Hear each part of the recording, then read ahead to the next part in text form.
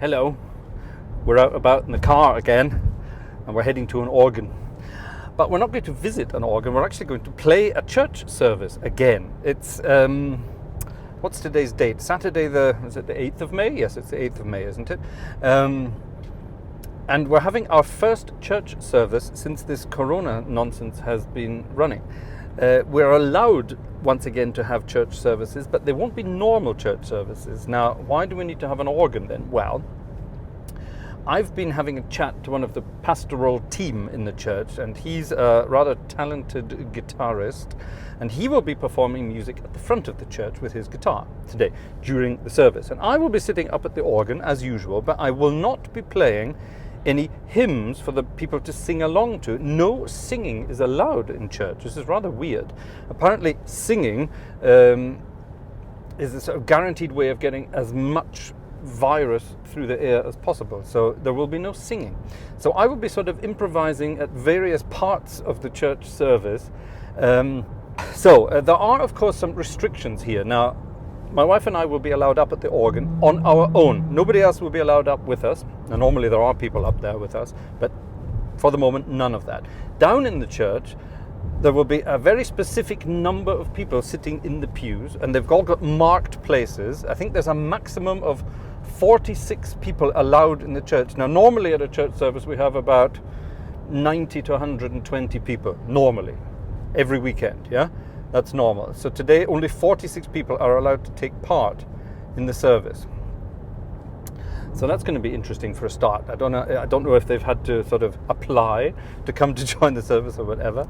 They all have to wear masks. I have to wear a mask in the church, so this is the last you're going to see of me without my mask. As soon as we get up to the organ, I'll have my mask on.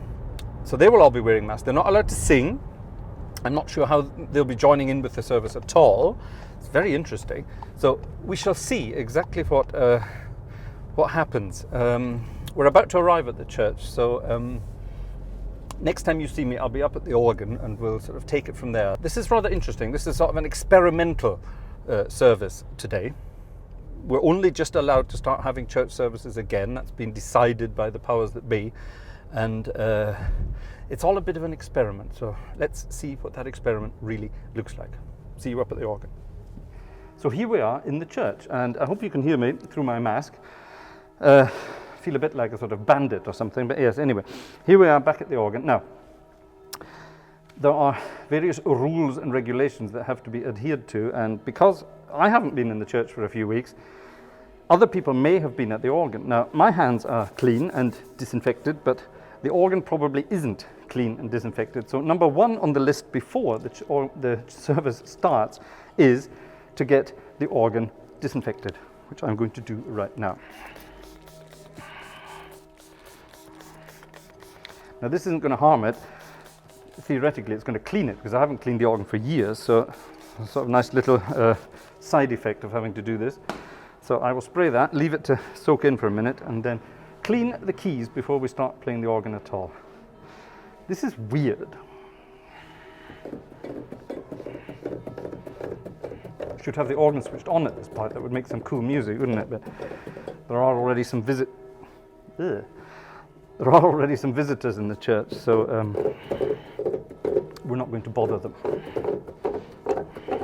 So here we are, finally back home again. It's actually Sunday now, so we've had our second service. Last night was the original Saturday night service, and everything worked very well. We did it again this morning at 10 o'clock, and everything worked rather wonderfully. There weren't that many people there. We were expecting sort of a full church. The maximum was 46 people who were allowed in, but that didn't happen.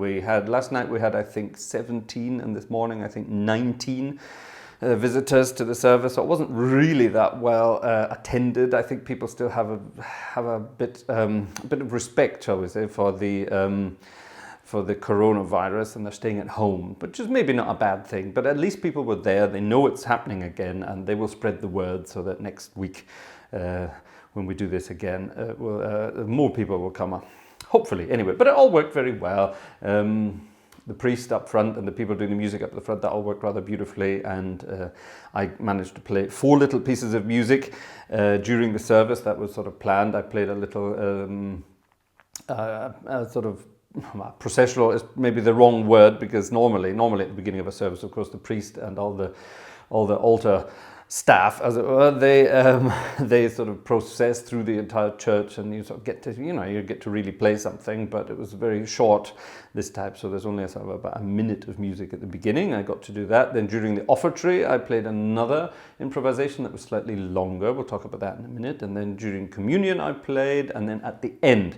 And of course, at the end, normally you play quite a long time. People sit and listen. During the procession out of the church, that takes a little longer. But this time, everybody was out of the church within about 30 seconds. So I only played until everyone was out. So it's a very short little piece. Now, I promised I would tell you a little bit about the improvisations, and we're going to turn it into a little competition. There is there's a running theme throughout the improvisations here. Now, the theme is not necessarily a musical or harmonic theme. It's connected to a person, a singer-songwriter, who I am a great fan of. And I love this guy's music. I always have. He's still around and still very active in the music scene. He's composed many hundreds of pieces throughout his life for himself and for other artists. And I love his use of harmonies. So I've hidden some of his harmonic structures in the improvisations here. And if anyone sort of manages to work out who it might be, answers of course in the comments below, I will choose a winner at random, and they will receive a copy of the new CD, a signed copy of the new CD, anywhere in the world, so don't be afraid. We'll get that out. So see what you think. Maybe you recognize some harmonies there and you think, hold on, that sounds like the harmonies from such and such a song. You might be right. Comment and we'll find out. So let's have a quick look at the improvisations one by one. Let's have a quick word then about improvisation number 1. This is right at the beginning of the service, where everyone's sort of marching in. So you hear the bell for the beginning of the service ringing, and then in come the marching priests, as it were. So I've deliberately chosen A major for the opening improvisation, and so in 3/4 time. So it's like a little waltz, if you like. So 3/4 time. I've chosen A major because I think A major is a very bright and happy sounding key. It's a lovely sunny day in the church, as you can see. Nice and bright, nice and sunny. The people are sort of hopefully happy that they're back in a church again after a long time. So I've deliberately chosen a happy, bright key. Now, I personally think that different keys have different colors. Yes, I am a bit like that. So for me, A major is one of the brightest keys out there. Yeah, one of the warmest, and I think D flat major is one of the warmest sounding keys you get. We get a bit of that later. But I've chosen A major deliberately for this, and I've chosen a sort of a little melody that I will repeat at the end of the service, so that people sort of get a bit of recognition in there. It's all very sort of psychological.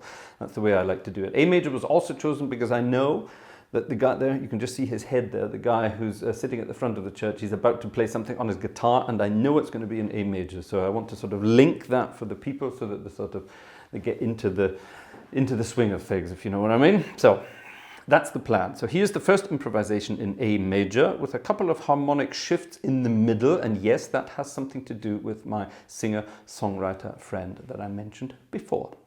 See what you think.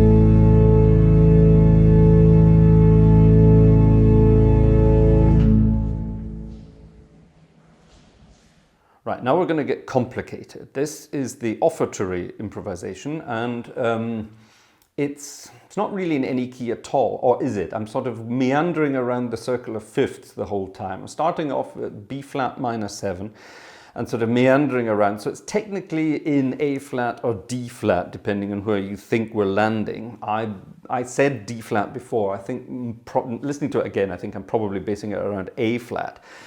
But I've sort of got a falling theme based on a scale that sort of runs throughout this little improvisation. And in the middle, we sort of get, I'm sort of constantly watching what's going on up front, yeah, because I've got to sort of try to time things well. So I'm watching what the guys at the front are up to, and then when they're ready for a certain part of the offertory, I'm moving into a new key to let people know that something's happening. I like to try to do things like that.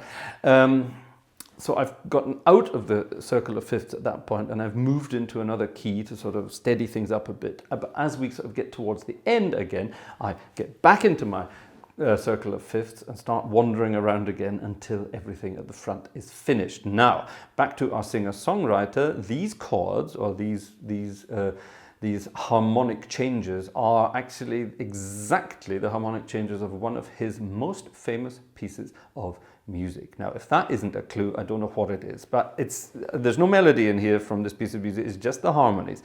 So maybe you'll be able to work it out, maybe not.